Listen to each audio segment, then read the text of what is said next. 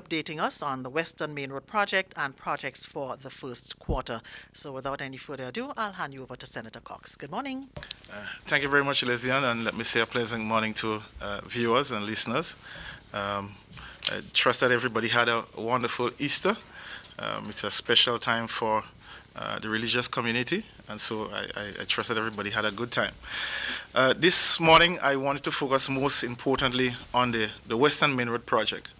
It's an important project for the government of Grenada. It's a project that has significantly and in most cases negatively impacted the traversing community, our commuters. The government of Grenada have been responding appropriately to this important project, and more so to speak on the Molinier area in particular. First of all, the Western Main Road project, initially when conceptualized, is a 26-kilometer road project starting from the Kirani James Athletic Stadium and terminating at the St. Mark's Secondary School. Sometime thereafter, the Molinier slippage occurred. Hence, we have significant financial costs occurring from that incident. So those costs were not contemplated as part of the original project. So government have to work to see how we can fill that financing gap, and we are working to treat with it as speedily as possible. Now, the Molinier area has impacted a number of homes, and we empathize with the families and impacted by this incident, and we are working with the CDB to ensure that we have that matter resolved as quickly as possible. Sometime last year, in September, a consulting firm, Caribbean Silver Group, was engaged to perform a feasibility study. The last time I was here, I did indicate that the study was completed. Today, I'm happy to indicate that Cabinet have approved an option for responding to this slippage at Molinier in particular. A number of options were presented by the consulting firm. One of such options was to condemn the road and to reroute into Montmaurice Jones Road. That proved very expensive and difficult, as a number of homes were going to be impacted. The road is locked in some cases. Houses are constructed very close to the road, permanent projects. And so that was one of the options that was offered, and of course that was not approved. Another option had to do with using a bridge, constructing a bridge from one side to the other. That also is a very expensive undertaking, as one of the options that was offered by the consultant. Another option saw the realignment of the road up the slope and doing some stabilization work on the bottom to the seaside as well. That one was not also approved.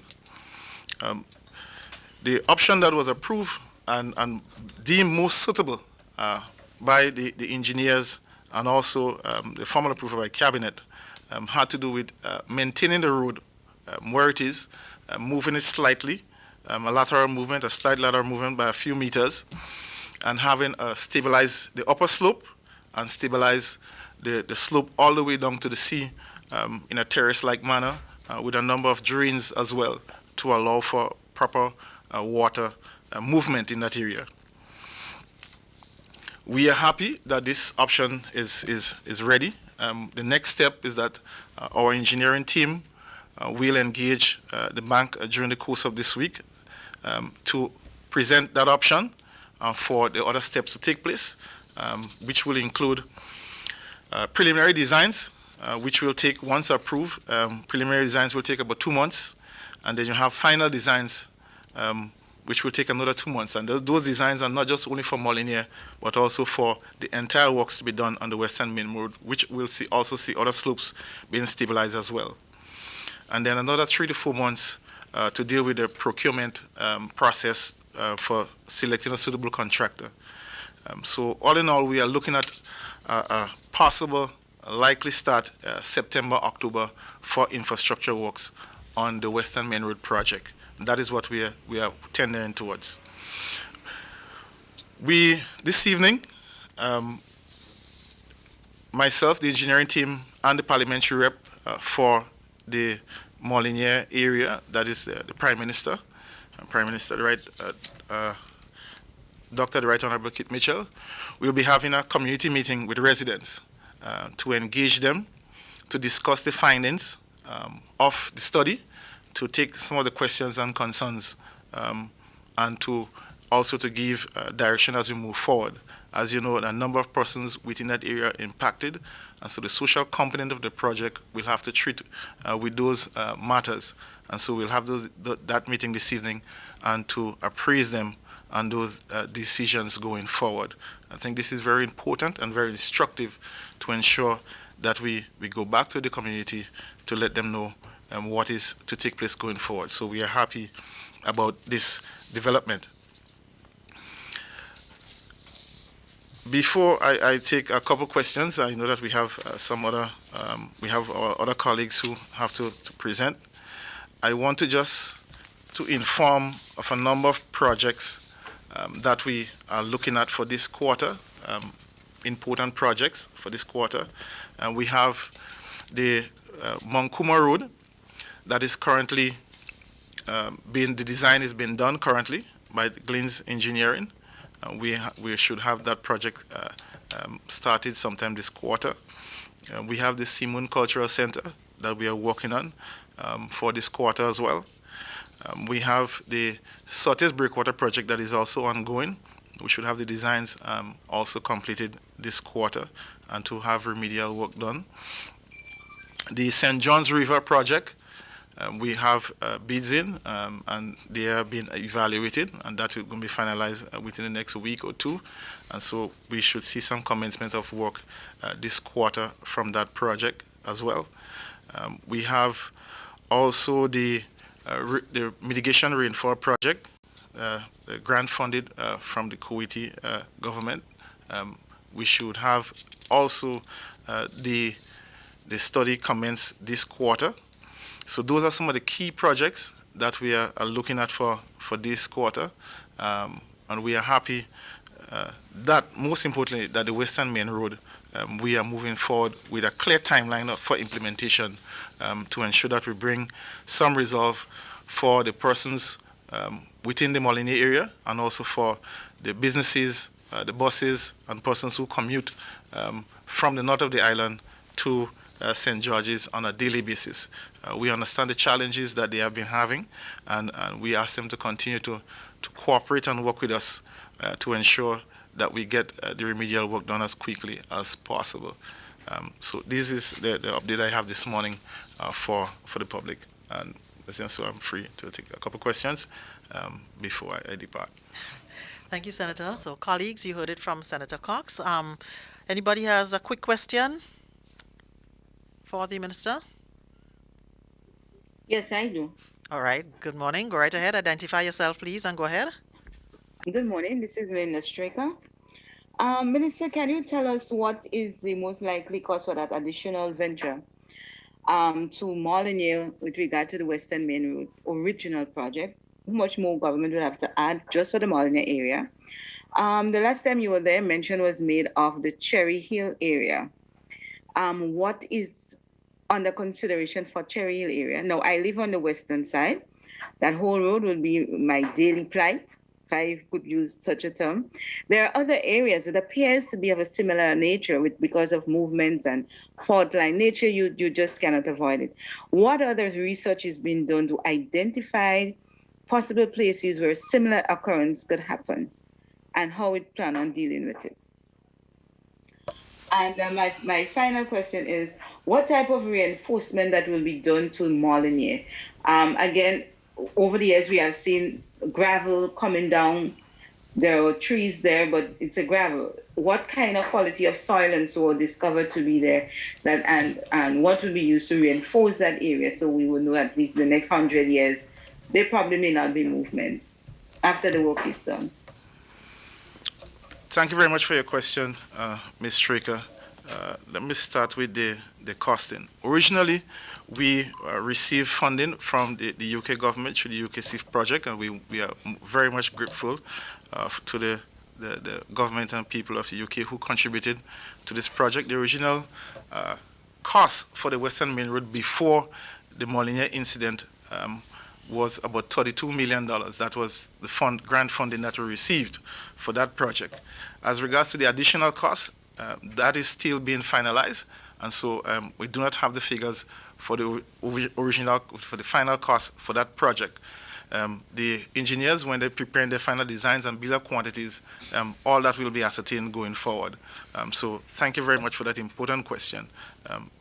The second part, in terms of the slippage, the entire project from the Kirani James to St. Mark's will see slope stabilization works throughout wherever there are movements or slopes that have integrity or pose some risk. There are going to be slope stabilization works. So the final designs will have all these remedial works. The engineer, the consulting firm, is to check every aspect of that entire road network and to ensure that the response and the designs address every challenge, every risk along that 26-kilometer road. So that is what is going to happen. Yes, you speak about the quality of the material. Yes, some of the areas, especially on the Cherry area, is gravel, and that is one of the main reasons why we had that slippage at Molyneux, is as a result of a gravel that was embedded on a hard rock area, and with continuous rainfall and other seismic activity as well. That is what attributed to that slippage. So that is what is happening. So the works in terms of what will take place, it is a permanent solution based on the geotechnical findings and the response in terms of the designs that is going to be applied to ensure that we resolve this matter in a permanent nature. So thank you very much for that. Thank you, Linda. Callistra, good morning. Callistra, good morning. Are you there? All right, colleagues, anybody else has questions for the Honorable Minister? I am here. I was having difficulty unmuting myself. I thought GIS could unmute me, but apparently they can only mute from their end. Go ahead, please, Callistra. Minister, can you tell me whether or not on the Western Main Road, if the works that are being considered, will there be any movement inland? Will the road be diverted inland in any of the areas? Have we gotten that far in the surveys that are being done? The nature of the road is such that a lot of it is on edges with major precipice at the bottom. Slippage will continue to happen on that end. So any plans to move any sections of the roads inland?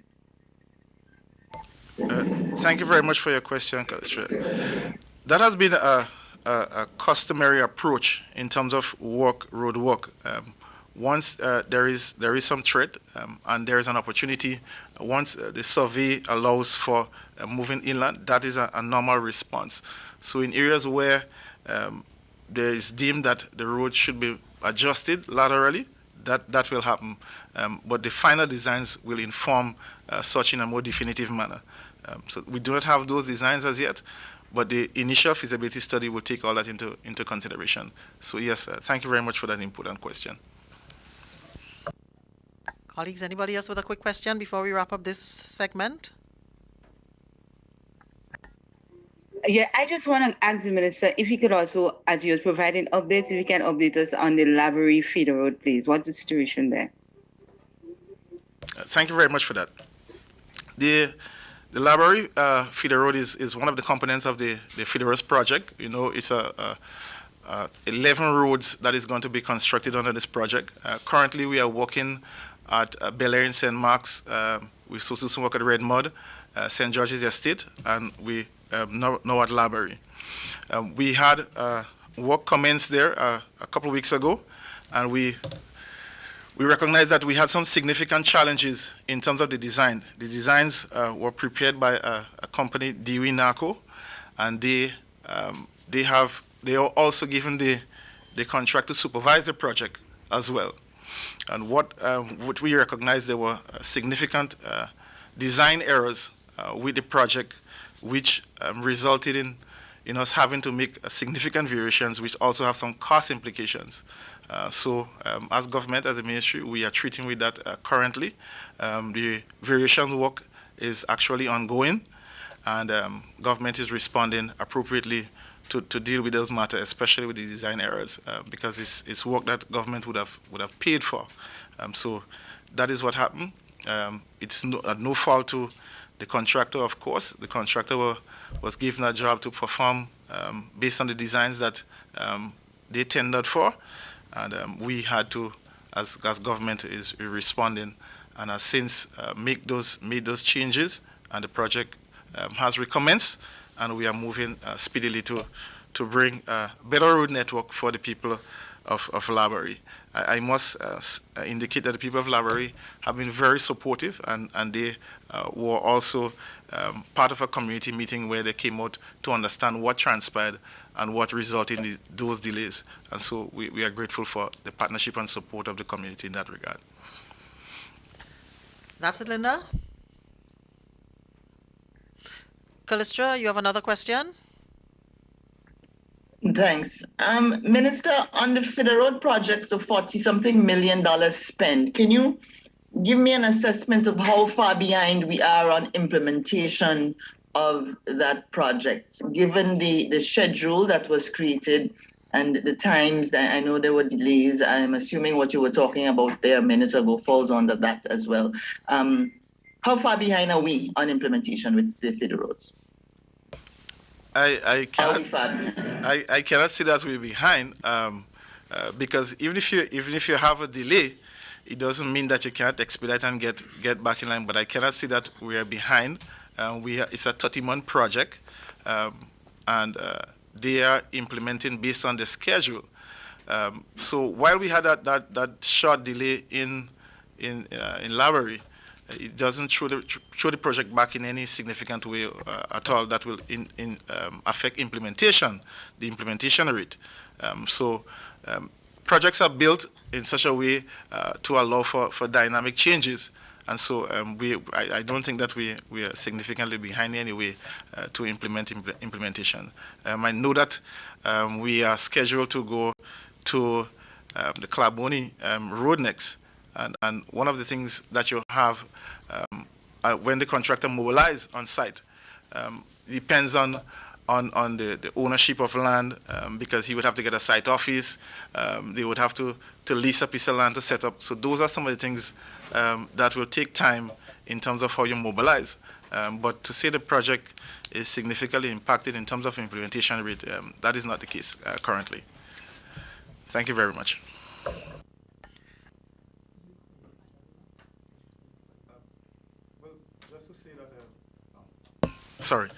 Just to say that the ministry continues to remain committed to the public in terms of the work that we are doing, responding to the calls. We had an incident over the weekend, which the ministry responded to, now also responded to. One of the things is that it's a dynamic process. A lot of the things that happen, the ministry have not budgeted for it. Things happen. And so we understand that accidents do happen. Things are going to change as we move along. But we remain committed to serving the public. I give a commitment to give frequent reports as often as I can as we move forward, as I'm doing this morning. And that will continue. Persons can reach out to the ministry for clarification on any matter, updates on any project that we are currently have ongoing. They can reach out to us for information as well. So we want to say thank you to the persons who gave the questions this morning, and we give full support to the public in every aspect of the work that we do for the Ministry of Infrastructure. We know that it can be frustrating at times, but we remain committed to the public in this regard. Government also wants to indicate that, look, we understand the challenge, especially the sectors that are impacted by loss of jobs, and infrastructure is playing a critical role in filling that void, in creating employment, either directly or indirectly for persons who are impacted currently by this global pandemic. So I just want to say thank you very much for being here this morning, Leslie, and to your viewers, the media personnel. Thank you very much. Thank you, Senator. So that was Senator the Honorable Nolan Cox, Minister for Infrastructure Development, Transport and Implementation, updating us about the Western Main Road project and projects for the first quarter. And as he mentioned, he will be, along with Parliamentary Representative and Honorable Prime Minister Dr. Keith Mitchell, Dr. the Right Honorable Keith Mitchell, and the engineering team will have a community meeting with residents later in Molyneux. I think it's close to Tanti May shop. We would have sent out the notifications, and that starts at 5 o'clock, so they will update on the project.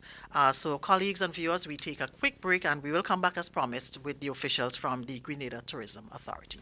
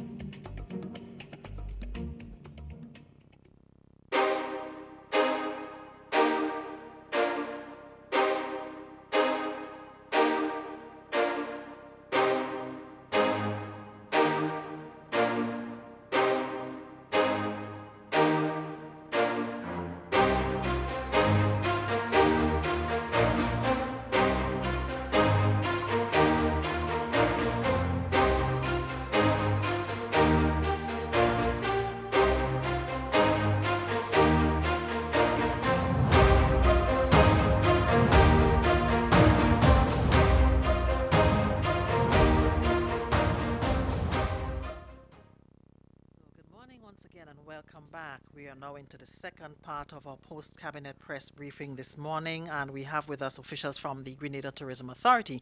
So closest to me is the chairman of the GTA, Mr. Barry Collymore, and then close to him is the president of the Grenada Hotel and Tourism Association, Mr. Leo Garbett. We also have with us the acting CEO of the Grenada Tourism Authority, Ms. Curl Hoshtialik, as well as the director of the GTA, Miss Mariel Alexander. So, of course, we'll start this morning with Mr. Collymore. We'll have brief remarks from them, and, of course, colleagues, we'll take questions from you afterwards. So we'll start off with Mr. Barry Collymore, the chairman of the Grenada Tourism Authority. Good morning and welcome.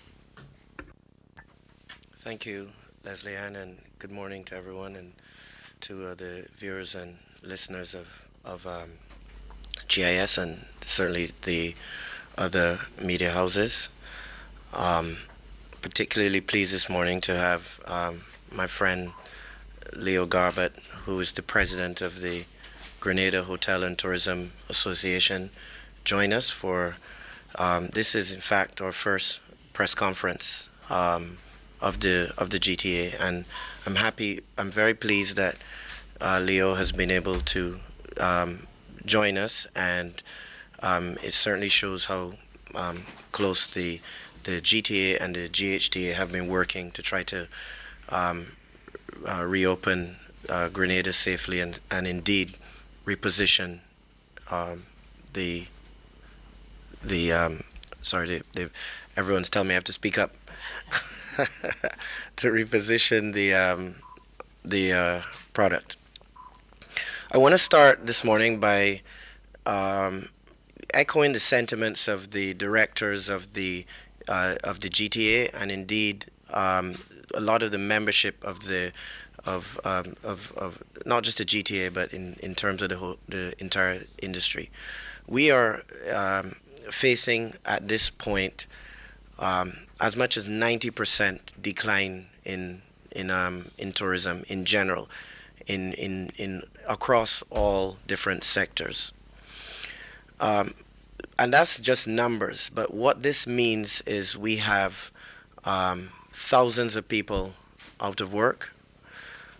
We have hundreds of businesses closed, and we have many families either earning a fraction of what they earned before, or in some very drastic cases not earning at all. So I just wanted to start by recognizing and the plight of the many hospitality workers across the sector, from persons in the hotels, the taxi drivers. We have just the GTA. We have just taken steps to forgive and wipe off the debt of persons like vendors who are in GTA facilities because they just cannot pay. We have persons who are tour operators whose certificates and licenses are expired, who cannot afford to renew them, and we're talking about $100, in some cases $100 renewal. So it is a real serious problem, and a problem that we have faced since 2020, a problem that has gotten progressively worse as the cumulative effects of the pandemic and the closure has hit us extremely hard. But a problem that I believe that we have a solution to, and that solution is at the moment vaccinations. That's the solution that we have. But it's not all bad news, so I don't want to be the just focusing on the negatives. But I just want people to understand that the plight of the tourism workers, and not just the workers, hotel owners and business owners have been struggling. Some of them have been telling me that they're not sleeping at night because they're thinking about their employees. It is a very, very grave situation. So I just wanted to highlight that. Colleagues, we have a situation where we have a solution, and that solution is vaccination. We also have a tremendous opportunity in that every single tourism destination, every single tourism market has been impacted. And what that has done, in a sense, is that it has leveled the playing field. So whereas before you had many countries that were far ahead of Grenada, far ahead of the Caribbean, we now have the opportunity to bounce back and command more, not just increase our tourism numbers, but Grenada and the Caribbean as a whole have an opportunity now to command more of the global tourism market share. And the reason why we have that opportunity is that we have done so well in the management, or relatively well, in most cases, in the management of COVID-19.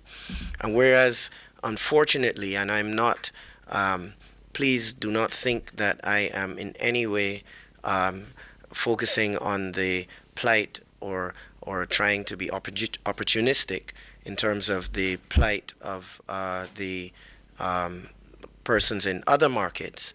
But the fact is that you have Europe in a mess, you have many parts of Southeast Asia in a mess, and these are huge, big tourism markets. What we have at the moment is Britain doing extremely well. This is one of our main source markets with their vaccination program. So we have the opportunity to really reopen. We have the opportunity to capture more of that British market share. We have the opportunity to capture more of the U.S. market share, and we have the opportunity now to get hotels open, to get businesses open. This year, we have an opportunity to have a really good, a relatively good summer, and we have the opportunity to have a really early winter season, starting as early as November. November can be a really special month for us. So we really are at a point now where the decisions that we make over the next 4 to 6 weeks will determine whether or not our hotels and businesses, not just the hotels in general, and whether or not the farmers are able to sell to hotels again, etc. within the next 4 to 6 weeks, depending on how we handle our vaccination campaign. And how we handle our vaccination at the moment, it is pretty low. Is at I believe 10% of the population vaccinated. But if we can get those numbers up, we can have a almost different type of tourism season, where you see much more persons coming to Grenada and the rest of the Caribbean. So I wanted to highlight that unlike 2020, when we were in shock, not knowing what to do, in 2021 we actually have a solution, and that solution is vaccinations. I also want to mention that the GTA is reorganizing, refocusing, working very closely with the GHTA and all the tourism stakeholders, the Airlift Committee and so on, to put Grenada's tourism on a different path and to have a situation where we can see much more persons benefiting across the board from tourism. One of the things that we are doing is focusing very heavily on international marketing, and international marketing is the thing that will get us over this period and launch us into a realm really that we have never seen before. And I am pleased to announce, it's probably though the worst kept secret in the industry, that we have hired a new chief executive officer. Her name is Petra Roach, and she is a fantastic international marketer. The hiring of Ms. Roach will mean that for the first time, the GTA is led by an international marketer. We are a international marketing organization, and the board thought that rather than an admin person and leading the GTA, that we needed somebody who was very, very strong with international marketing. And I want to thank the permanent secretary in the Ministry of Tourism, my friend Leo from the GHTA, who's the president, and Miss Helen Shore Paris for joining me on the CEO selection panel. And we think we've found the right candidate.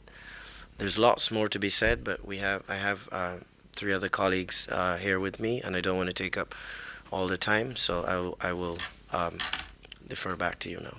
Leslie-Ann. Thank you, Mr. Collymore. So we hand straight over to the president of the Grenada Hotel and Tourism Association, Mr. Leo Garbutt. Good morning. Good morning, everyone, and thank you very much for being here. One of the things that we all know, that when there's a crisis, the best thing about being in a crisis is to get out of it. And the way we get out of it is by working together. The relationship between GHTA and GTA has always been strong, and I think it's getting stronger by the day, because we know between us there's only one way out of this. The chairman has already mentioned that when it comes down to the way out of this, it's not just Grenada, it's the world that knows we need to get out of it by getting vaccinated. And that has proven to be the fact. By virtue of the world, when you look at the vaccinations and the amount of people that have been vaccinated, in those countries, the hospitalization gets lower and lower. What we need to do here, and what we were worried about when we all started off with the position of COVID-19, we were worried about the hospitalization here. Actually, we in Grenada are really lucky, because when it comes down to the way that the pandemic has been handled here, we are unique in the world. And as we are unique in the world, we need to congratulate the people concerned who have done that for us, and they've led us that in that way. At the early meetings of GHTA, we were talking about, what do we choose? Do we choose life, or do we choose livelihood? There are some countries in the world that have chosen livelihoods, and they are the ones that have got high incidence of COVID-19. Here, we decided that we would choose life, and we've done that. So as we travel on, we're now at a situation where we have got the answer, and the answer is get vaccinated. So when it comes down to the many areas that we need to make tourism work, one of the things that is vital to us in the accommodation sector is airlines. Airlines will not come to any destination where they are worried about high incidence of COVID-19. With our conversations with the airlines, they have stated to us, you've done extremely well in Grenada, and they want to come back. Part of them wanting to come back is the fact that we need to get our hotels open again, so that they have got people who can stay in the accommodation sector. Our biggest concern all the way through this pandemic was the fact that our team members are not working. So as our team members are not working, because we have got no guests in a lot of our hotels, we're in a situation where we need to get them back to work. So to get them back to work, we need the aircraft coming in, we need the guests coming here. So pursuing this through, there's a health and safety angle here. And the health and safety angle is that we need to get our people back to work in a safe manner. So it's all very well saying, okay, we'll get back to work, and it not being safe. So we have talked to several people, including airlines. And one of the things that I know for sure, personally, is that when it comes to the airlines, it's not going to be terribly long before they say, before you get on our aircraft, you have to be vaccinated. And that will all be to do with health and safety at work. Because travelers on planes, you're getting into an enclosed environment. Once you're in an enclosed environment, you are possibly infected with COVID-19. You could infect a lot of people on that plane, including the crew. The crew could then get onto another aircraft and spread it throughout the world. To stop that, I'm sure that the airlines are going to say, if you want to get on our aircraft, you have to be vaccinated. Taking that line through, and we all know that there is difficulty when it comes down to certain people taking vaccines, you've got to think logically, and you've got to think, actually, I remember life as it was. And life as it was, I could go anywhere. I could travel. I could go to any restaurant. I could do anything. I can go and see family members. No, we can't. We need to get back to a situation whereby we can get out of this. Our recommendation at the Hotel Association and Tourism Association is that anybody who comes to Grenada, they must be vaccinated. That way, we create an environment whereby, fortunately, there'll be health and safety at work.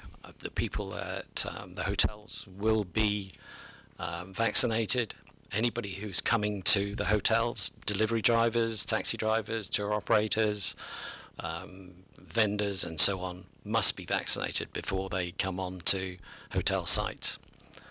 Then, if you've got guests who are vaccinated as well, we have created one of the safest environments in the world. Now, the chairman has already stated, we're in a unique position in the world. We are possibly one of only 7 Caribbean islands that have got the status of green light. When it comes to our position, what we need to do is go green, green, green.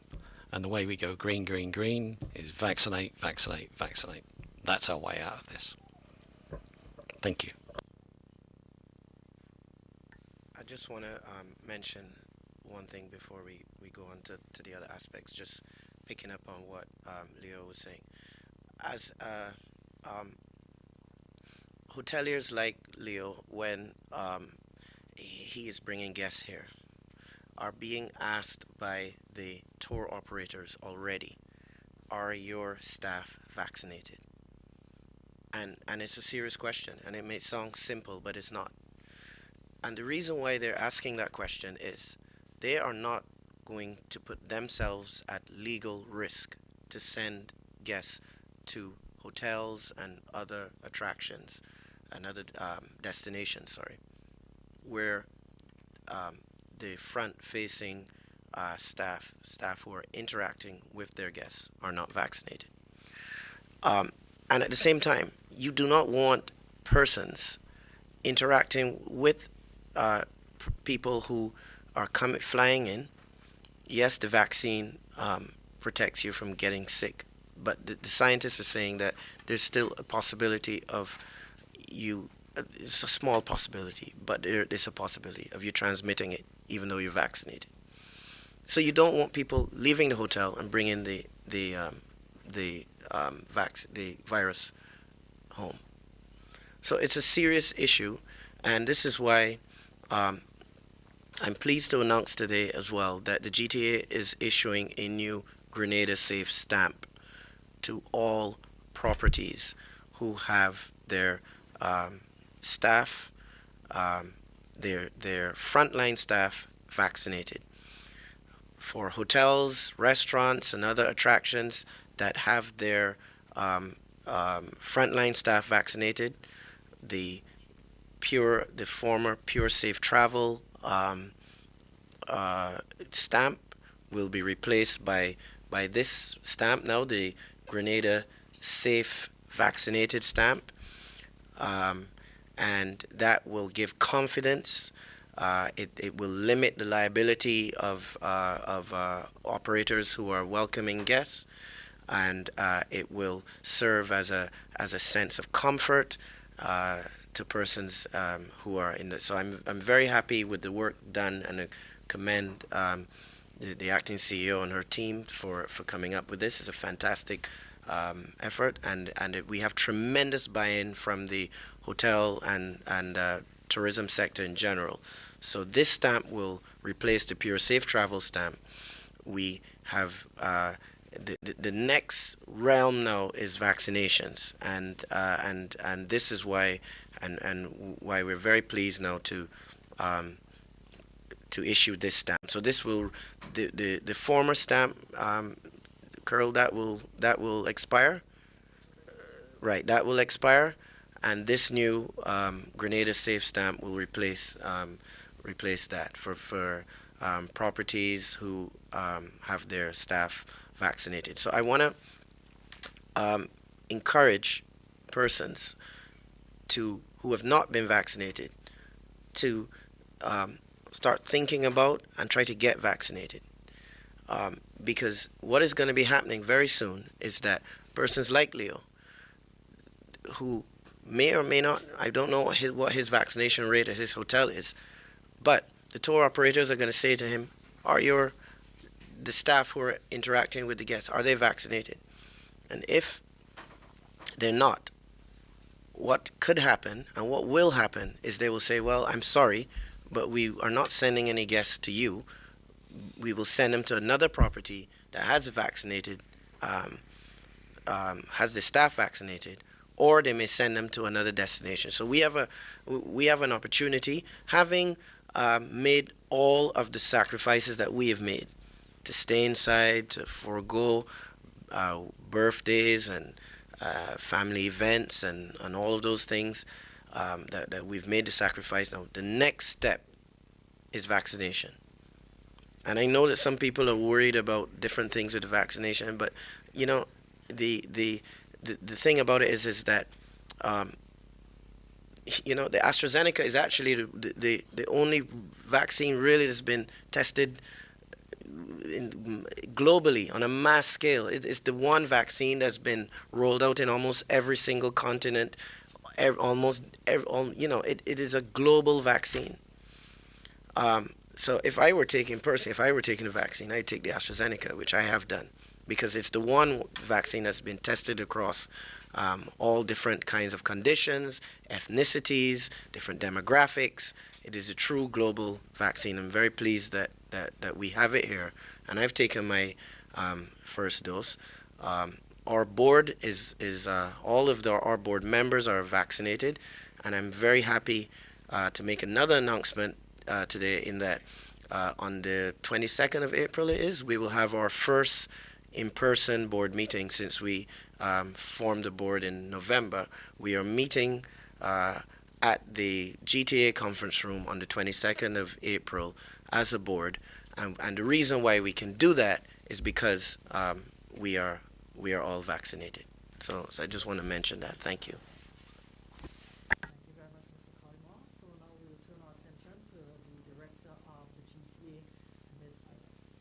Oh, sorry about that. So thank you, Mr. Collymore. So we'll turn our attention now to the Director of the GTA, Ms. Marielle Alexander. Good morning, everyone, and thank you very much. Just to start by saying that we have been very busy. It's been a full steam ahead effort from the time we came into the board to increase awareness and visibility of Grenada worldwide, to ensure that when travel does resume, that we are at the front of the world's minds. Our mission really has been to ensure that our efforts are spread across all tiers of what is on offer on island, to attract a wider range of travelers in terms of their age groups. Traditionally, Grenada has attracted more or less the 55 plus age range.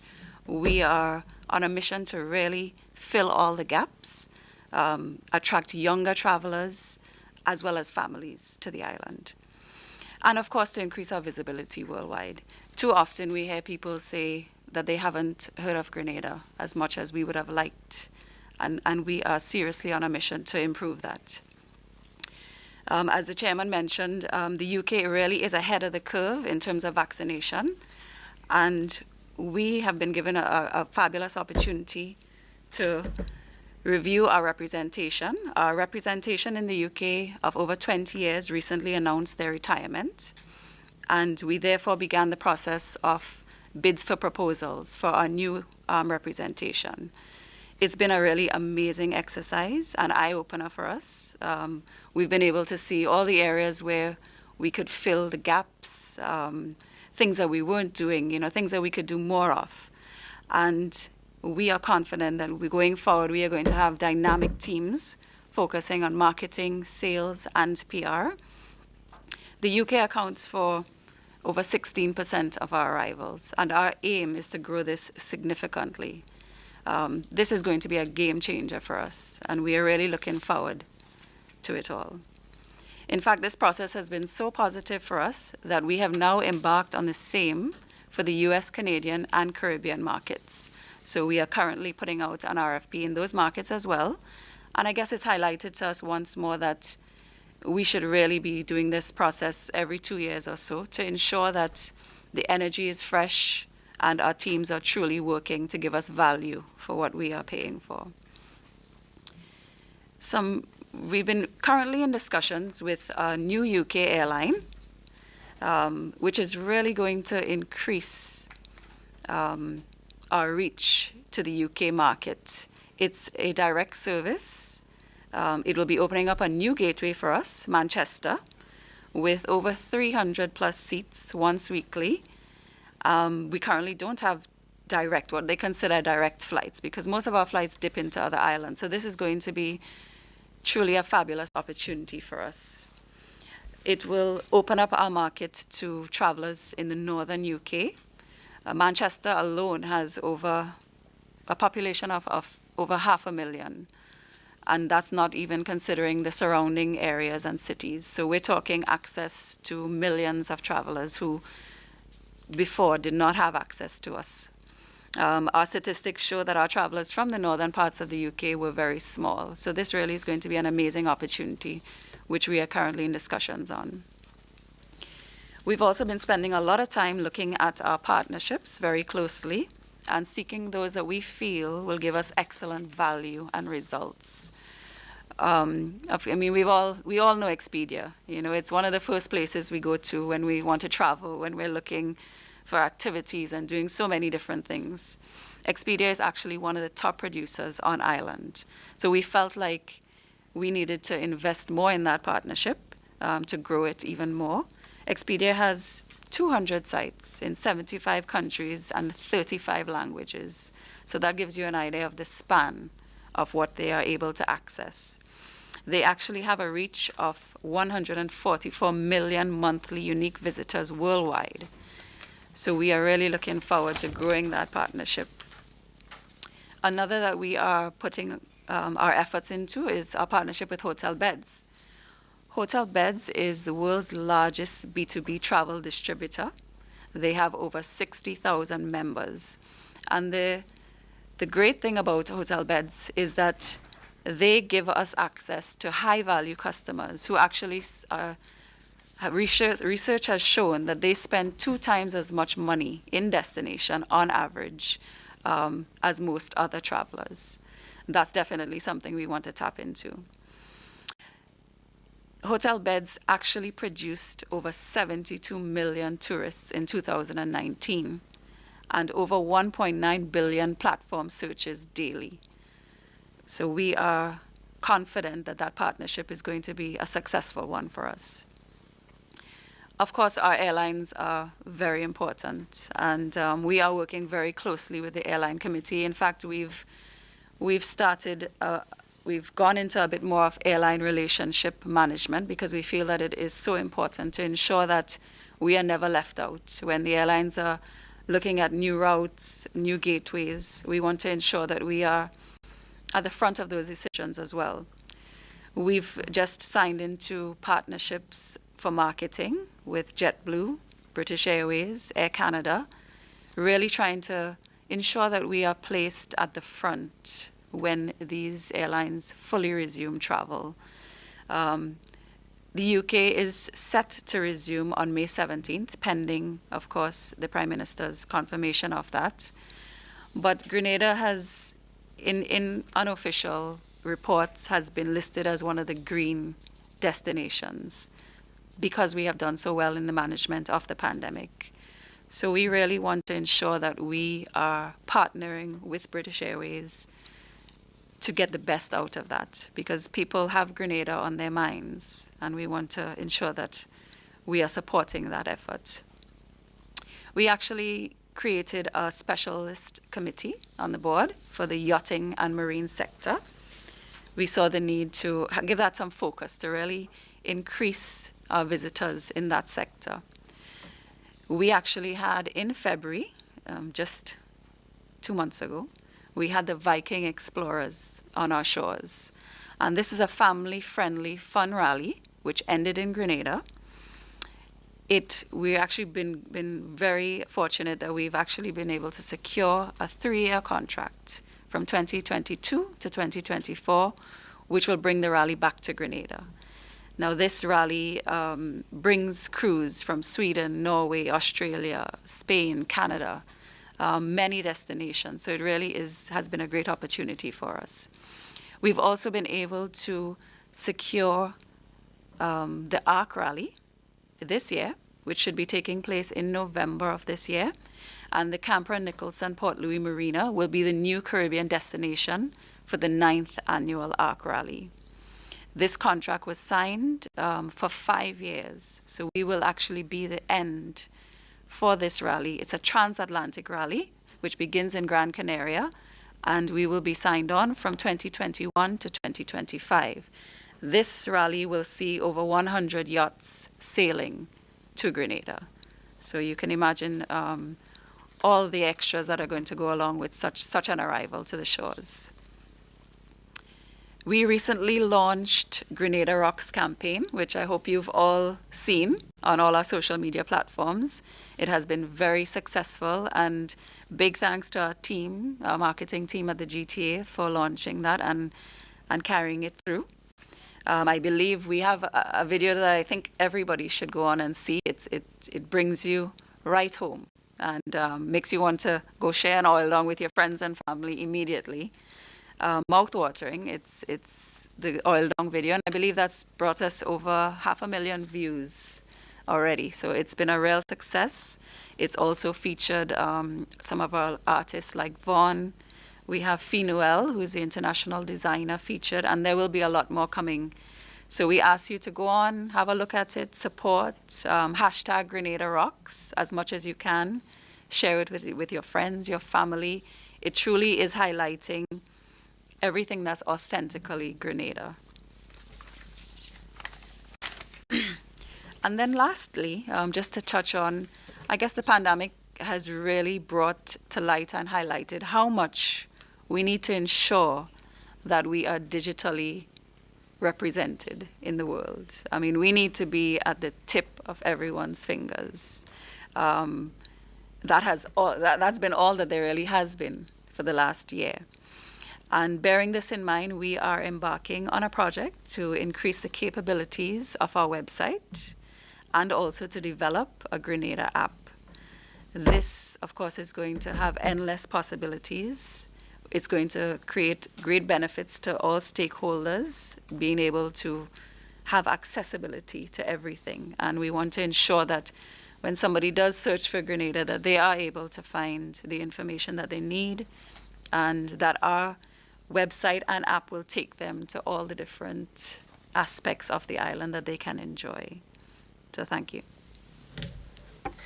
Thank you very much. So that was the director of the GTA, Ms. Marielle Alexander. So we've been talking a lot about vaccination. So just to let you know, colleagues, the Ministry of Health and Social Security, in collaboration with the Pan American Health Organization, PAHO, is inviting the media actually to witness the arrival and handover of 24,000 doses of COVID-19 vaccines from the COVAX facility, and that is scheduled for this afternoon at 4 o'clock at the Morris Bishop International Airport. So on hand will be the Health and Social Security Minister, the Honorable Nicholas Steele, as well as other top representatives from the Ministry of Health, and Ms. Fiona Anthony, the PAHO country specialist. So as we were on the topic of vaccination, I just thought I'd mention that here for you. So we have now before the mic Ms. Curl Hoshtialik, the acting CEO of the Grenada Tourism Authority. It's over to you. Thank you very much, Leslie Ann, and pleasant good morning to all the viewers and listeners today. It is certainly my pleasure to share with you some of our Grenada's recent accolades and highlights, and our new thrust for Carriacou and Petit Martinique, and that's very exciting. So we're definitely looking forward to working with all for that to happen. Now, for this year thus far, we have been listed by CNN.com as one of the top 21 places to travel in 2021. Now, apart from CNN.com, we have also been in articles by Essence and also CNBC. We have also graced the cover of Scott Diver magazine, and not only Grenada, I might say, but also Carriacou. We have also been on the front page of the Food and Travel magazine in the United Kingdom for our Nutmeg edition. Really great, wonderful news, especially since we're looking at getting our culinary accreditation soon. So everything is coming together quite nicely for the destination. One of our prized luxury hotels, Calabash Luxury Boutique Resort, they are on the coolest list.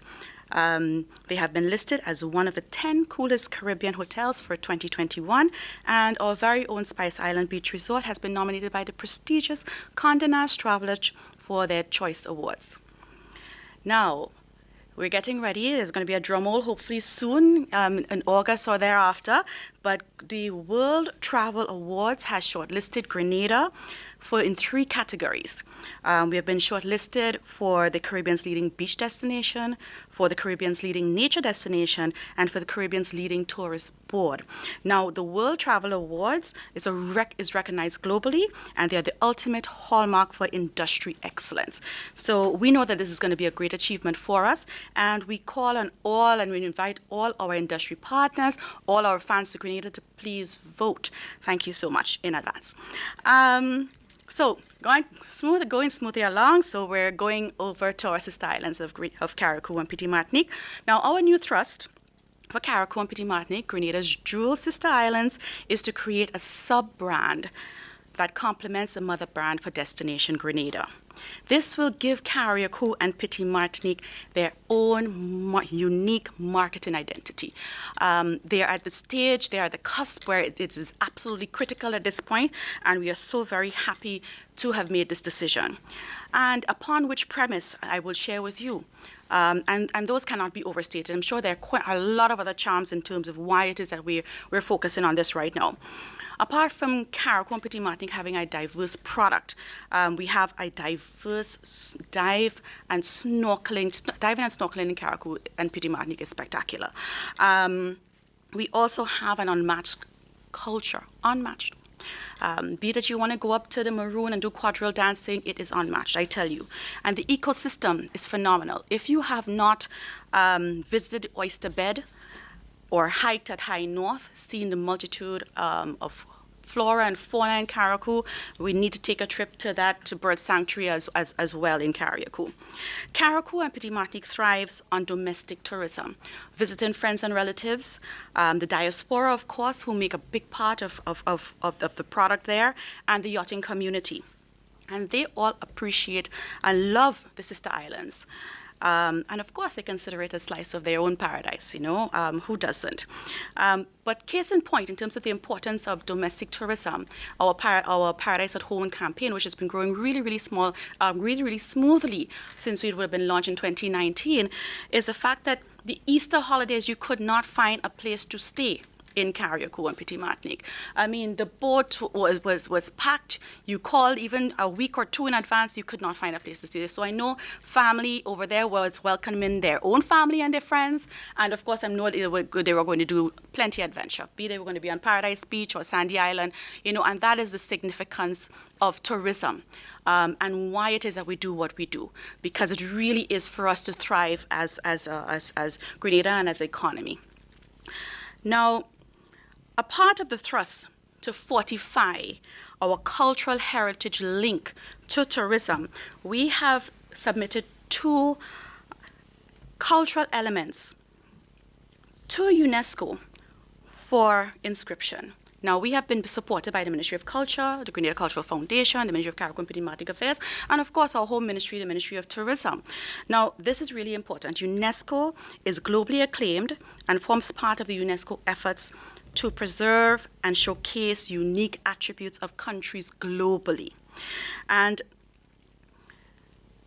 I get so nostalgic because when I think about the significance of Shakespeare Mass and wooden boat building to Carriacou, the cultural tourism link with that, I know for certain, I have no doubt in my mind that we are going to be successful with this inscription. These are definitely prize elements enterprise tourism elements. We got to keep it that way, and this will certainly strengthen Grenada, Carriacou, and Petit Martinique's positioning to the world. One of the many reasons why it is so very special with so many lovely charms and a stronghold in terms of its traditions. Now, visitors wanting to immerse in a sense of place, the lifestyle, experiential tourism, Carriacou, Petit Martinique is no doubt the place to be. And having its own distinctive brand is a must. It will create added value, not only added value, but also exposure for the destination. And as I close, I want to join our chairman.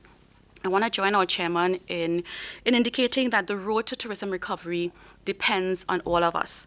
The people are our power. The people of Grenada, Carriacou, and Petit Martinique, we can make this work together. Having been vaccinated and welcoming visitors to Grenada, Carriacou, and Petit Martinique that is vaccinated is really important to our success. So I call on all of you to do that. We're all in this thing together, as they say, and I see that yes, the recovery is slow, but by all means, it is a sure recovery. Thank you. Thank you, Ms. Hoshtiali. Colleagues, the floor is now open for questions. Anybody ready as yet?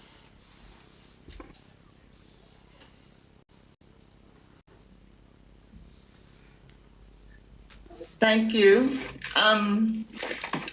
Questions to the chairman and the Mr. Leo Garbutt. Chairman, can you tell me if any Grenadian was interviewed for the CEO position? Can you also explain the decision quality behind hiring a non-Grenadian? And also, in the history of the authority, since it was formed, there has never been a Grenadian who has qualified or who has held that job. Can you give me a sense of what you think it says about us, given the importance we have put on tourism all these years, that it's impossible for us to find a Grenadian who is sufficiently qualified to lead the GTA? Also, the current acting CEO, did she interview for the position, and what are her qualifications? I see you mentioned that the non-national who was hired has certain qualification in marketing. What is the qualifications of the acting CEO, and did she interview for the position as well? And Mr. Garbutt, can you tell me whether or not your members are going to be making vaccination a condition of employment for workers in the hospitality industry?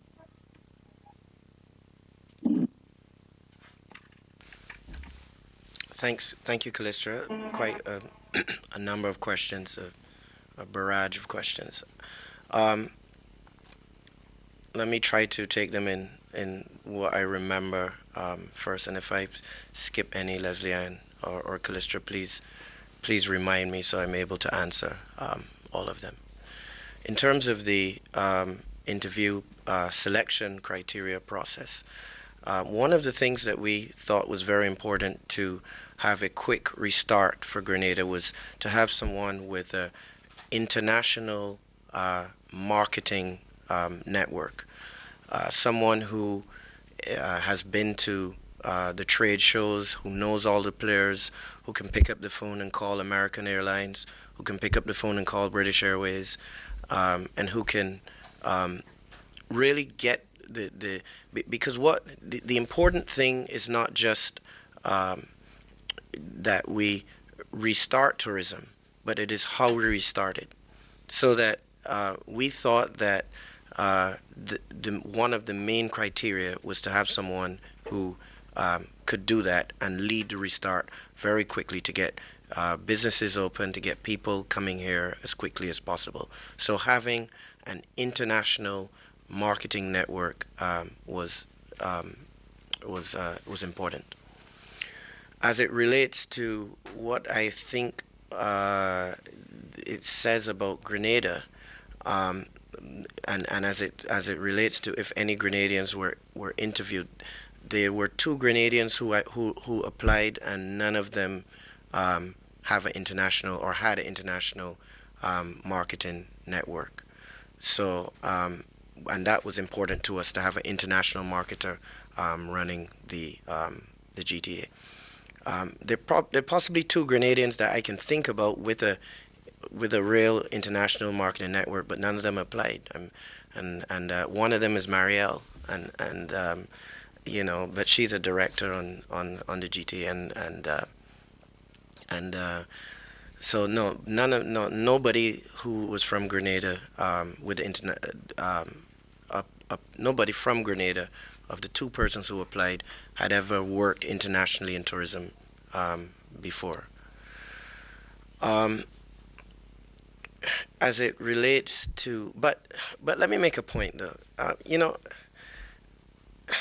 Are we still doing this? Are we still saying, are we still being, is it that we want the best candidate, or is it that we want somebody who's of a particular nationality? And are we still in a CSME Caribbean type framework where insularity and parochialism and so on? I don't think we're still doing that. I mean, I think that we have moved beyond that within the Caribbean, and I think that one of the things that the pandemic has taught us is that we need a closer Caribbean, a Caribbean more united, and we need to work together. Our competitor is not St. Lucia and St. Kitts and Barbados and so on.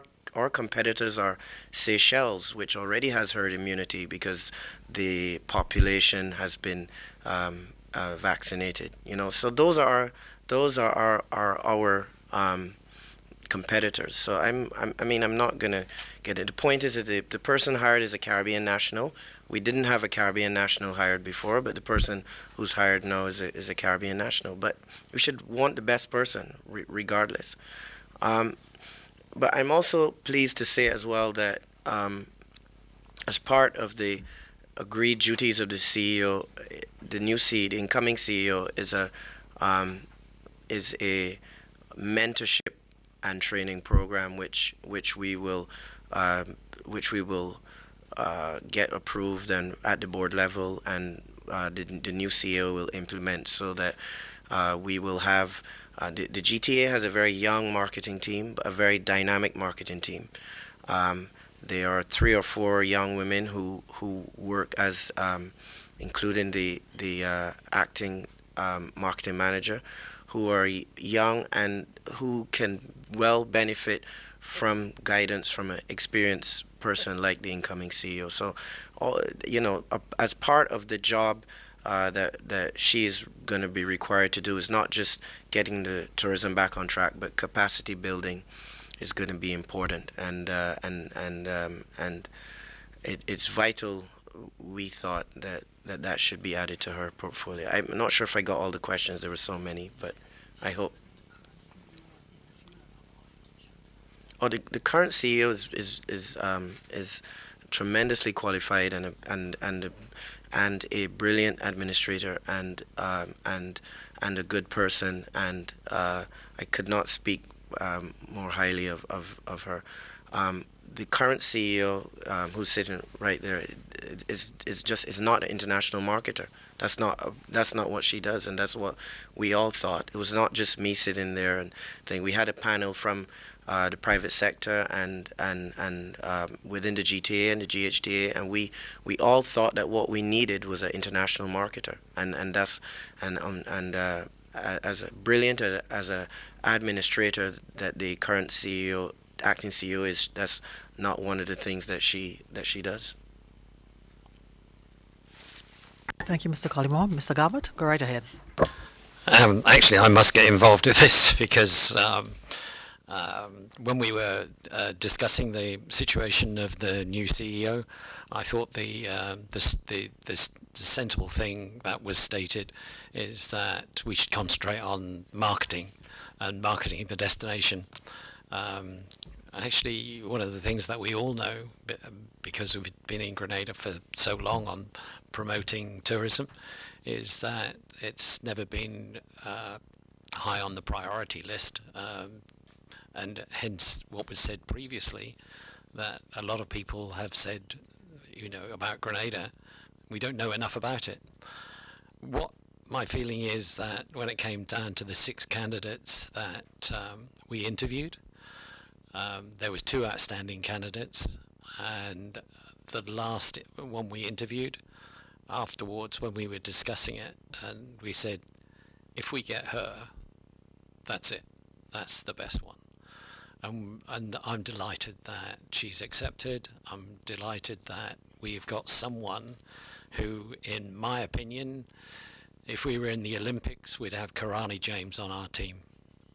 She is amazing. Her background is amazing, and she's going to do a lot for Grenada because she's got passion. And in times in the past, my dear friend Sir Royston Hopkin did say to her, you need to come to Grenada. So that is a big endorsement. And he worked with her for a long time on all of our travels. She is an amazing person, and I must say I congratulate the chairman on getting her to come to us. We're in a good position. So going on to the position of whether our team members will be vaccinated, and if that's a condition of employment. Actually, it's a bit above that level because it's been designated by the Prime Minister. So it's policy. So therefore, anybody who works in the tourism sector has to be vaccinated. Thank you. Thank you very much, colleagues. Anybody else with questions? MTV, good morning.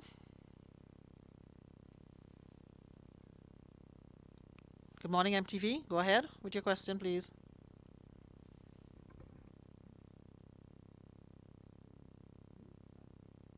Nancy Maguire, good morning.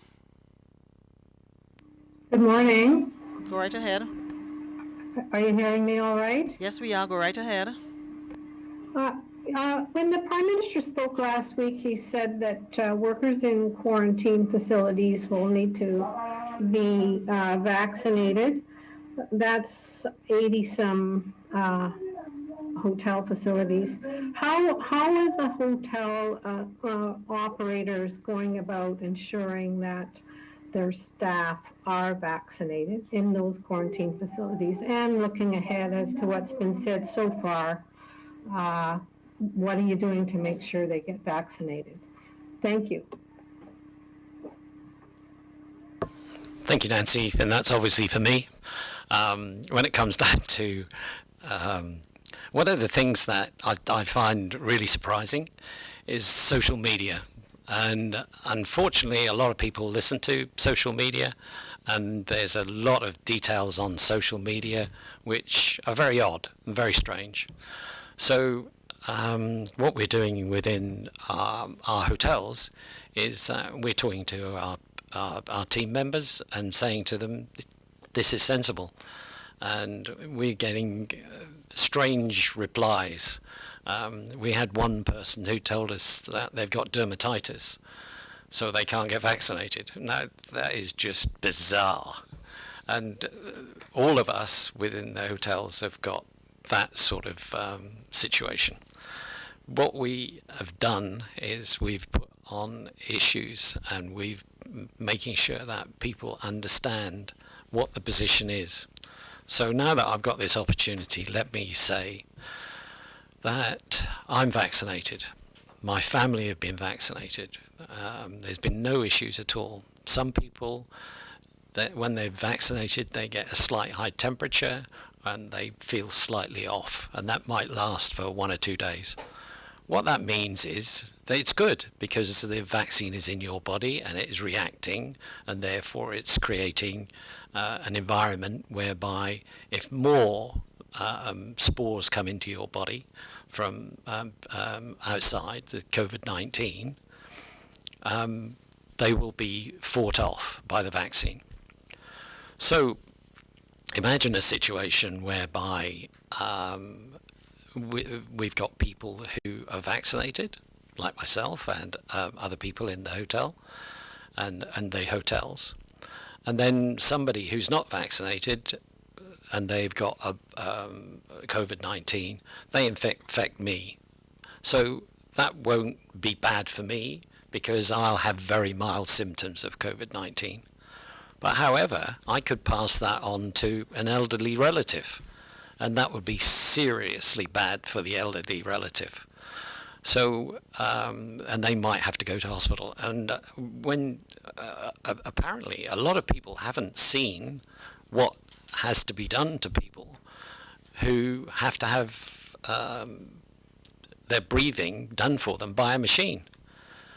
That means that you're cut at your throat, tubes are inserted, and you have a long period of being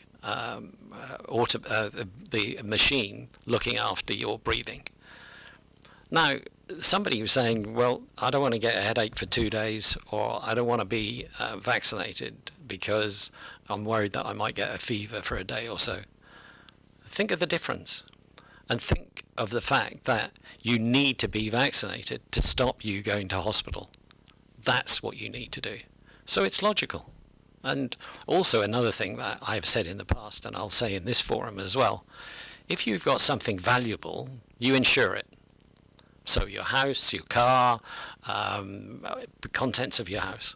What's more valuable in your life other than your life? The vaccine is an insurance policy. Get vaccinated and you're safe. That's what you need to do. Thank you. Can I have a follow-up? Just 1 second, Nancy. Sorry. Mr. Collymore wants to just make a point. 1 second. Sorry, Nancy. I just want to, because I'm sorry. She's still on. Leo's last comment just reminded me of something, and it's a personal story, and I was deciding whether or not I should tell it, but for the good of everyone and so people understand what's going on, I'm gonna talk about it. And this just shows you like what we are facing right now. Now, a few weeks ago, the gentleman that I consider probably my best friend and my mentor, Dr. Rudy Webster,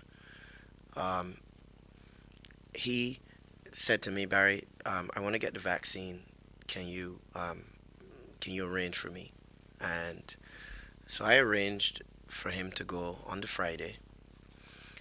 And before I before I left home, I called and I said, Rudy, I'm coming to pick you and Lindy, his wife, up and to take you to get vaccinated.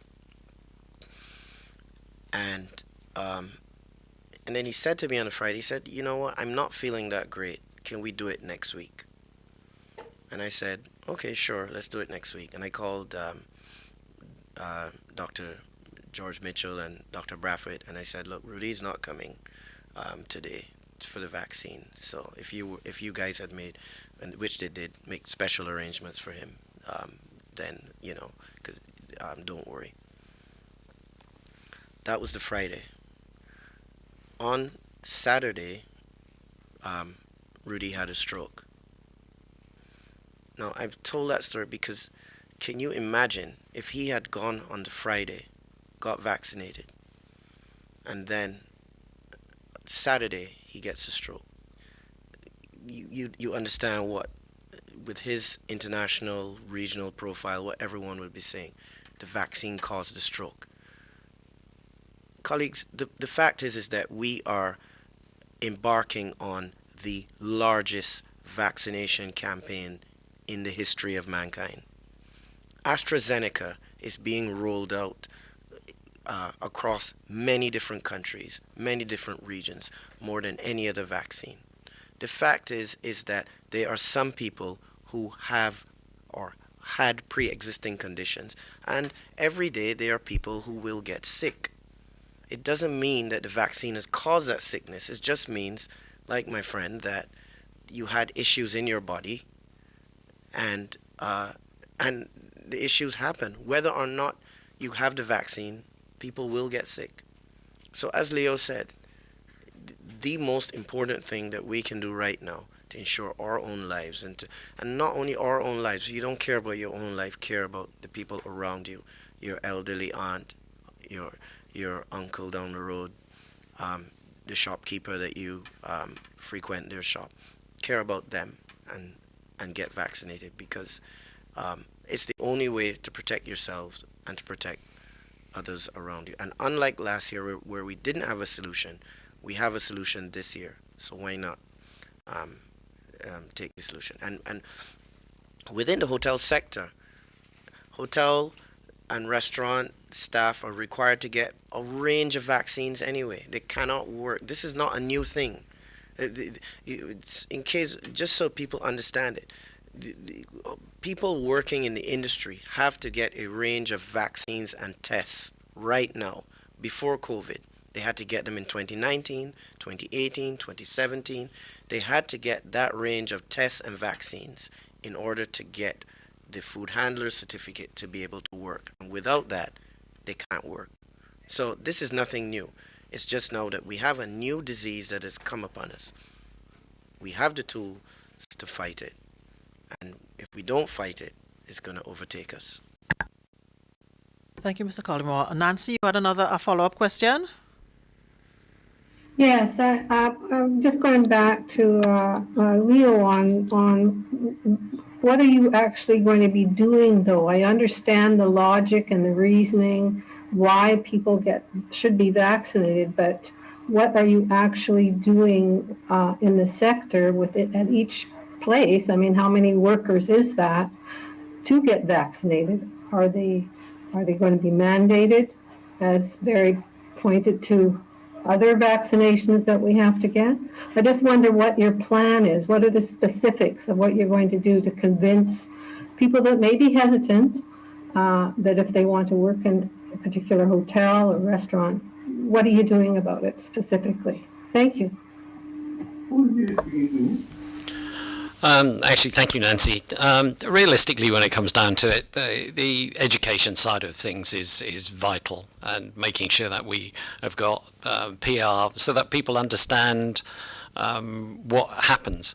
I think there is something that comes up regularly in discussions within the Hotel and Tourism Association, is that people believe that I'm vaccinated, so I won't get it. Actually, that's not the case. So there's one area there that does help, and certainly today helps an awful lot, because people will understand the need to get it. And also there's another area as well which I find interesting, is that when it comes to all of us sending our children to school, we send our children to school and they have to be vaccinated against polio, whooping cough, diphtheria, mumps, and so on and so forth, so that there's no outbreak. Now, this is just another one. So, as Chairman has rightly said, this is nothing new. It just happens to be that we're in a pandemic, but also added to that, we've got social media. So the question wouldn't come up about anything. You need to be vaccinated, you need to help yourself, that's it. So that's what we're doing with all of our team members, and we're talking and talking and talking, and that's what we need to do, and I'm quite happy to do that. Thank you. Linda Streaker, good morning. Good morning to you, Les, and the panel. I have quite a number of questions, and I'm going to take it for the different people, and I'm just going to give my questions one time. Can you, Ms. Alexander, can you say which sector she's director representing? Okay, the second one is tourism as we know it for non-essential travel literally collapsed or ended between December 2019 and February 2020. This board was appointed a few months ago, and shortly in the pandemic. What is the anticipation for rebuilding markets? What is the projection for the lifetime of that board? We ended 2019, I believe we would have crossed the 500,000 mark, 2018, 2019. What is the anticipation of the board for their lifetime in growing back the market? Because we're in a situation now where millions of persons are living on unemployment benefits, so there is no way they can engage in non-essential travel around the world. What is the projection for each period as you come to your 3 years? Because I believe the board is appointed for 3 years. My other question is to Ms. Hoshtialik.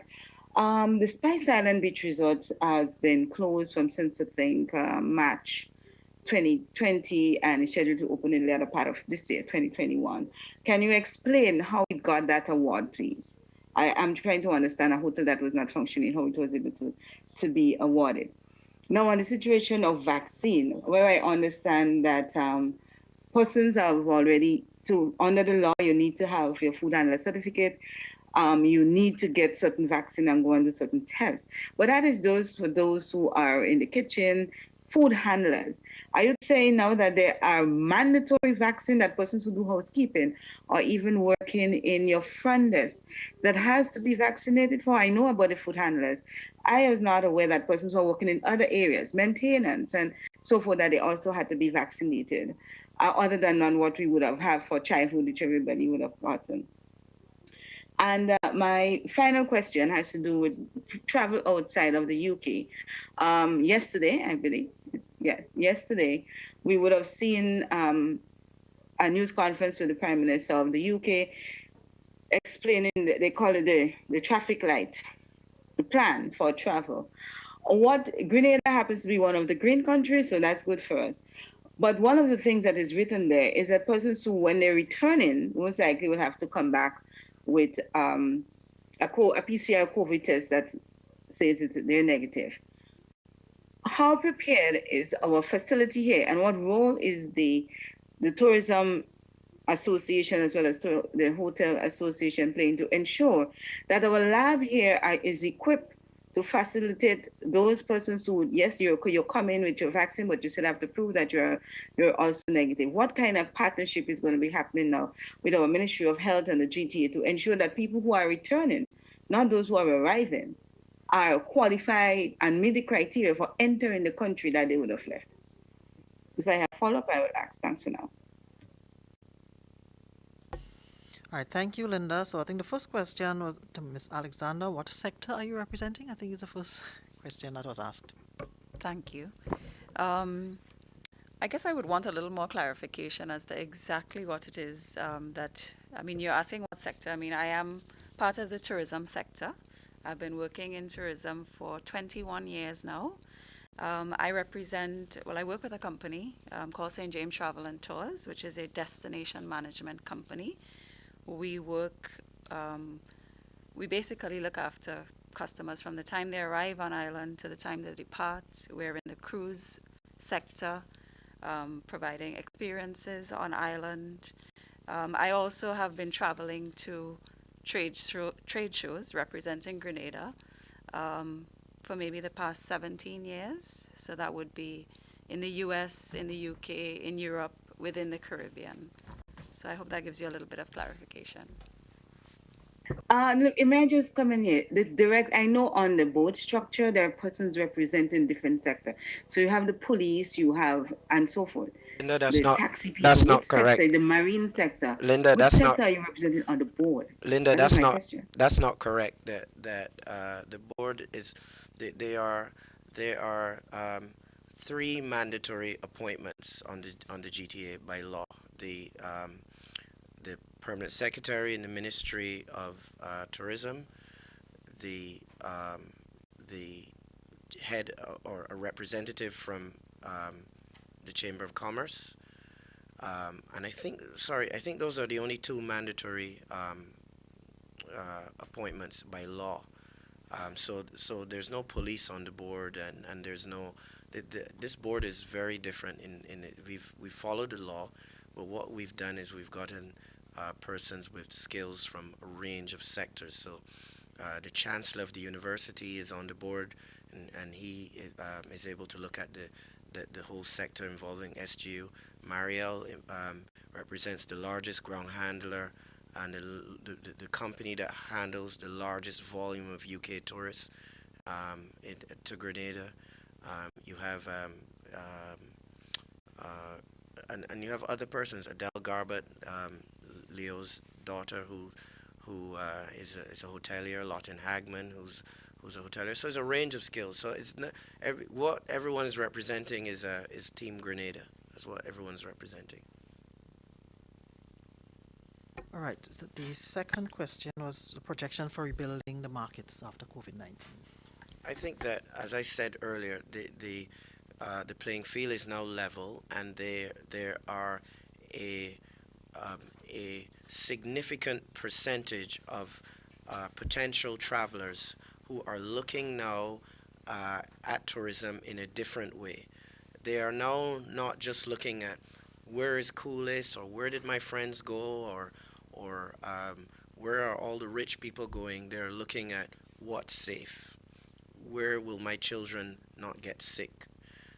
Where can I go that the government is not going to put me in a quarantine for 14 days, 7 days, 8 days, whatever it is. These are the things that are guiding people's decisions, and in terms of the quarantine, it has not changed. But if we are able to get vaccinated, enough of the population vaccinated, I anticipate that the quarantine will change and we will be a beneficiary.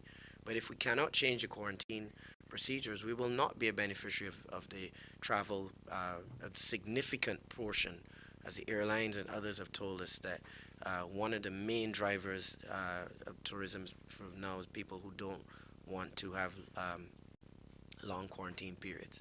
And when you look at things like the cricket tour coming to the Caribbean, the Grenada is in a fantastic position to be able to get 1 or 2 games, but we will not get those games if enough of our population is not vaccinated, because I think that one of the things that they're contemplating is in-person attendance.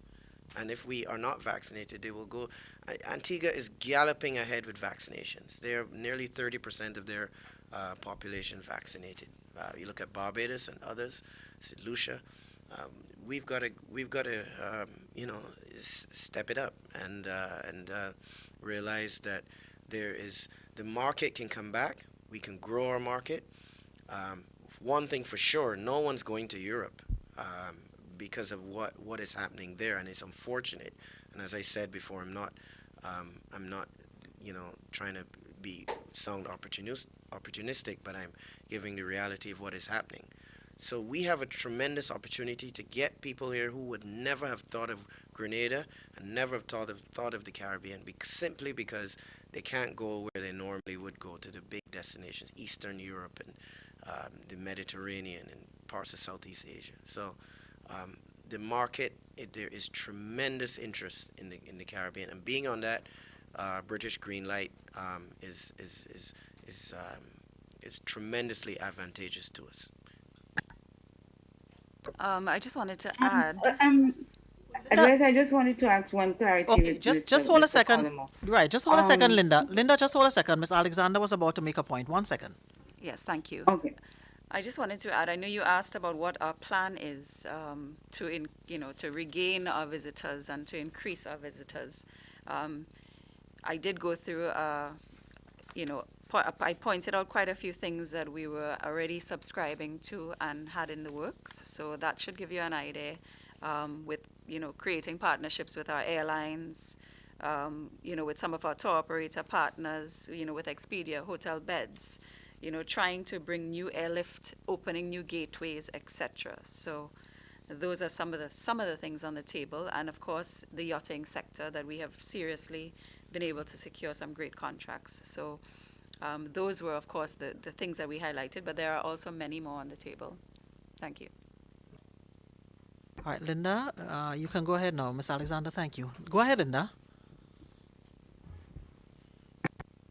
Yes, sorry about that. Where I understand what Miss Alexander is saying, my concern is there's a lot of focus on data going back to 2018, 2019. 2020, we see the world turn up. That's why I asked, what is the anticipation? Because you're mentioning data that practically now, in view of some person, is literally invalid. How are we going to start building in anticipation for what we want to see? And my other clarity is, can Mr. Collymore tell us when Ms. Roach would be officially starting the job? Okay. I don't think that you're right in saying that, Linda, that we are looking at old data. We are looking at very new data. In fact, we are forward-looking. The fact is that there are some disruptions in people who are and I think that you were talking about spending power when you're talking about data. Am I correct? Are you there, Linda? Yes, I'm here. Remember, you have to unmute. So yes, I am here. You're talking Yes, about it spending is power, have to right? do with spending power because Right. millions of persons in the U.S. now are not working and are Okay. living off Okay. unemployment benefits. Travel is the last thing on the mind right now, Okay. So let me especially non-essential let me travel. okay. So let me just say this, right? Um, it's amazing that how this system that we have in the world works. There are millions and perhaps billions of people who have been disenfranchised and unemployed or underemployed because of the COVID pandemic. But on the flip side of it, there are billions of people who are doing better than they have ever done. When you look at industries like the alternative energy sectors, the technology sectors, the markets, the investment banking sectors, and so on, there are people doing extremely well. And yes, one side of the economy or one significant portion of the economy has literally ground to a halt. But the people who are, and I'm kind of careful in saying this, and it may sound a kind of a hard thing to say, but it does represent what is happening. It is not the Grenada is not a budget destination by any stretch of the imagination. It's not the waiter in New Jersey or the housekeeper in Colorado or whatever that is coming to Grenada anyway. So the people who may have been affected by COVID are not necessarily the ones that have lost their jobs, because there's a lot of people at the lower end of the, and when I say lower end, I'm talking about pay, who have lost their jobs. But those are not that's not the market that traditionally has come to Grenada. What we're looking at now is we're not just looking now at the travelers who would normally come to Grenada. We're also looking now at the opportunity for other people who can't go to Europe, who can't go to Southeast Asia because of safety concerns. So we actually have now a better opportunity. It may sound crazy to say that, but we do. The opportunity is greater now than it was 2-3 years ago. But it all has to do with how we manage it, how we market ourselves, how we position, and if we are able to vaccinate. There's a reason why the Seychelles have gone on this massive vaccination drive, and they've been and they've almost reached herd immunity now, because they recognize that, and that's where our competition is going to come from. So I don't think Linda, there's a tremendous opportunity now, tremendous. I cannot state it enough. If I could just ask a clarity question here, Les. In speaking about the presentation of Ms. Roach, mention was made that the board settled to have somebody who is versed in international marketing. Does that mean that there will be some administrator now in the board, a different person, seeing that the focus will be on her involvement in international marketing? And would there be some kind of organizational changes to the GTA in terms of job structures and so? Would that be happening? That's a very good question, Linda. Would the post made redundant because now we do have an international marketer, we're focusing on marketing. You have, tell us what structure the organizational chat now that is going to happen. That's a good question, and it's a good observation, and I'd hope that you wouldn't ask it, because I'm not quite ready to answer it, but I'm gonna try anyway. The fact is that if you were hiring a CEO to almost be laser focused on international marketing, there are functions that a a normal GTA CEO would have carried out that this new CEO may not have the time to carry out. And we have identified someone. We've discussed it with the person, and I don't want to make any announcements now, but what you may very well have happening is that you will have a situation where you have a CEO that focuses on international marketing, almost primarily, and how the product links into international marketing, and then a person who is serving in a COO type role, and that person may or may not be in this room, who then takes on more of the administrative functions of the GTA. But that is not, we are still discussing that, and I don't want to preempt those discussions. So, but Linda, that's an excellent observation, and you're absolutely right in what you're saying, and that's something that we are working on. The GTA has to be very, very focused on international marketing and the product and so on. And you heard mention of Carriacou being its own almost destination and so on, and all of that. All of that is really important in putting us in where we need to be internationally. Thank you, colleagues. We've been going on for quite a while, so we're getting ready to wrap this up. Ms. Hostialik, she had asked a question about a hotel. Yes. Right, thank you. Just to provide some clarity on the Condé Nast Traveler. Now, the Spice Island Beach Resort have not been received an award. They have been nominated, for this award. And the thing about it is that actually just coming in, and just to share, is the fact that, a number of hotel partners, even if their doors are closed at this time, they understand the significance and the importance of digital marketing, keeping relevant in the marketplace, and also remaining top of mind. This particular award is a Reader's Choice Awards, and as a result, past, present, this is why they're going to be voting. And just coming in hot off the press is the fact that joining the Spice Island Beach Resort is 15 other hotel partners in Grenada. So they have a wide cross section of readers throughout the world, and places like Petit Ants, Blue Horizons, Macabana, a number of other properties are going to be joining, this aspect of the nomination. And of course, again, we want you to get out there and vote. It is a reader's choice, and those are readers that, are Condé Nast travelers for Condé Nast Traveler. Thank you. Linda, you had a final question about the role the Hotel Association is playing. Can you just repeat that for us? Linda? Thanks. It seems like I am now on mute. Right, and then we'll wrap things up. Go ahead. The question I asked is, when we look at the UK and the traffic light tie for international travel, one of the requirements would be persons going back with PCR tests.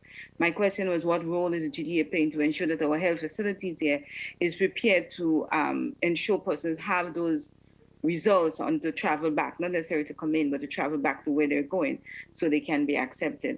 And my other reminder is, Mr. Collimo didn't tell us when Ms. Roach will be starting the job. So can they please say when she's starting the job? Okay. Actually, when it comes to the UK market and the restrictions about coming to a destination and going back to a destination, the UK, the US, every country in the world is working on the basis that we're in a pandemic, and therefore, as we learn more, things change. So at the beginning of the pandemic, when I came back from the UK, I was in quarantine for 14 days, and that was fine. And there was no talk of any vaccinations at all. That was as it was then. Now we're talking about there's vaccines available, so things have changed and things move. So things will change in the UK as well. And when it comes to people going back to the UK, at the moment there are certain regulations, but in future those regulations will change, and it's understandable why they change. And we all change and we all adapt. We have to. If I can just add to Mr. Garbutt there, every visitor to Grenada wants convenience. They want to ensure that there is due care and attention when it comes to their health and safety. So when it comes to ensuring that they have the requisite PCR results in order to leave the country, those things are being worked on. And what I really want to be able to share with you is there are a number of airlines that have different varying forms of travel passports and travel apps. And the point of that is to make a seamless transition when you travel. So even prior, they're getting ready to leave Calabash, for example, all of those things supposed to be already approved, because the app would take you through the stages. It would also have the different countries' entry protocols that you need to satisfy before the next step. So that kind of, right now, that is really the convenience, seamless aspect to ensuring that visitors have a seamless travel.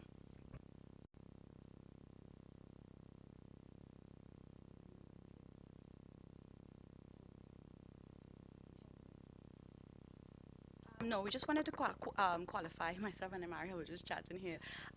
Different protocols, of course, entry protocols, of course, exist with the different source markets. Be it as a rapid antigen test, be it it's a PCR test as required. Other countries, different things. Be it that it's easier with the saliva or the breath test. There are quite a number of different entry protocols based on where home is.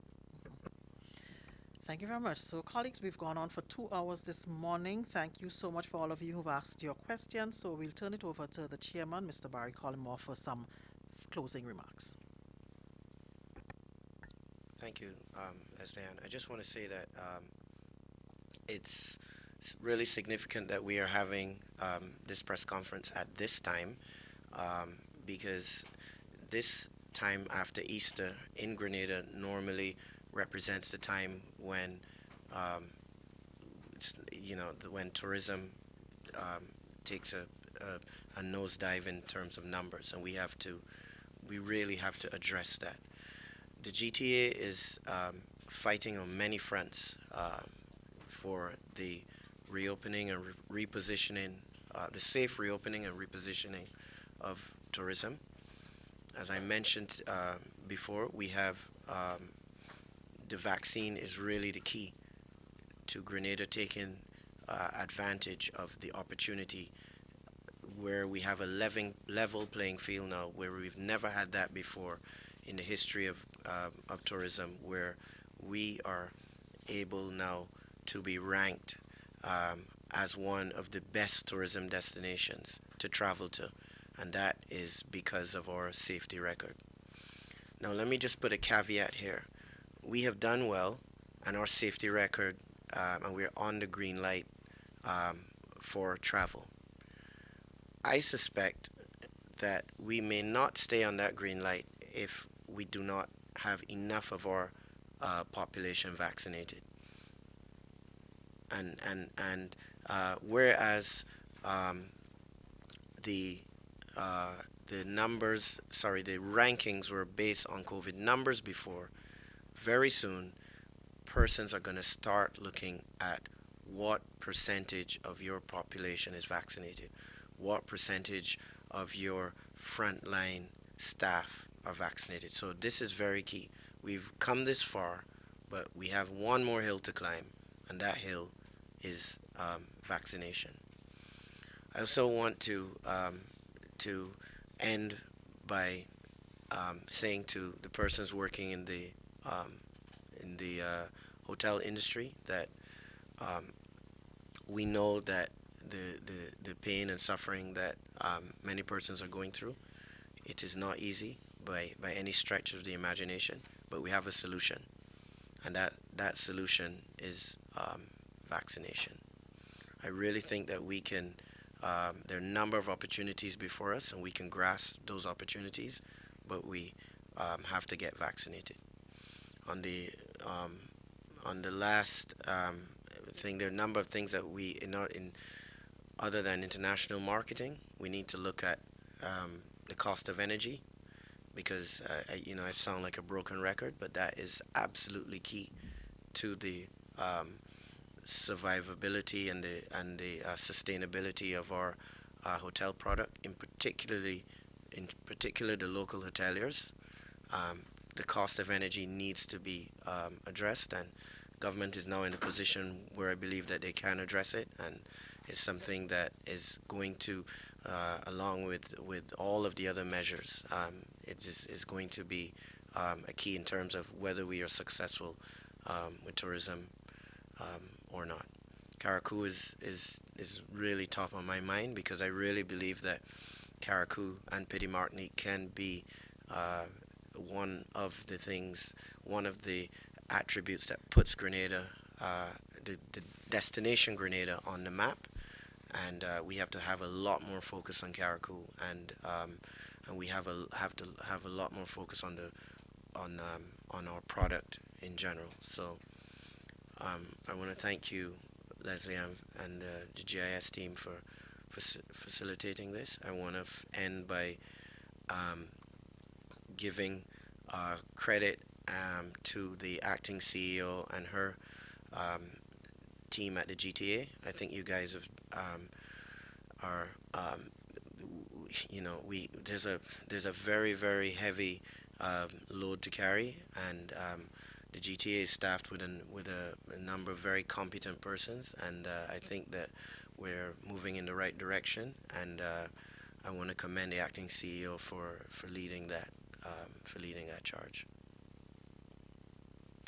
Thank you.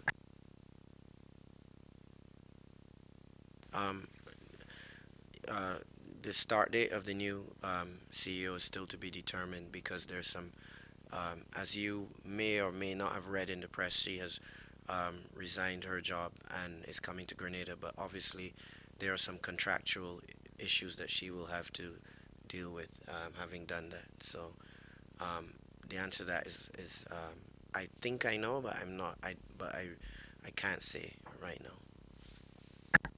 Thank you very much, Mr. Barry Collymore, Chairman of the Grenada Tourism Authority, GTA. We also want to thank the President of the Grenada Hotel and Tourism Association, Mr. Leo Garbett, as well as the Director of the GTA, Ms. Mariel Alexander, and the Acting CEO of the GTA, Ms. Curl Hoshtialik. And also in the room with us are supporting staff members, Ms. Renee Goodwin and Mr. Kimron Corion. We say thank you as well for being here to support the crew.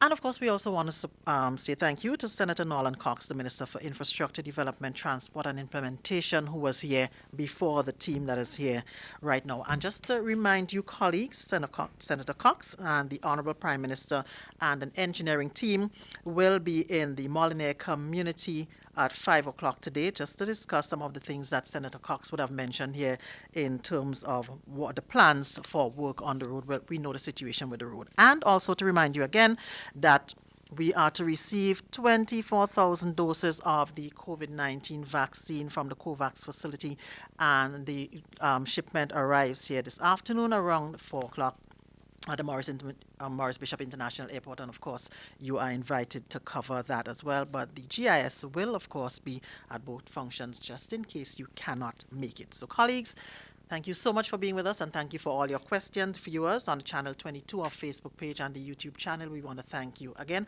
and thank you everybody once again, and to my colleagues as well. Thank you so much everybody. Have a blessed and productive day. Thank you.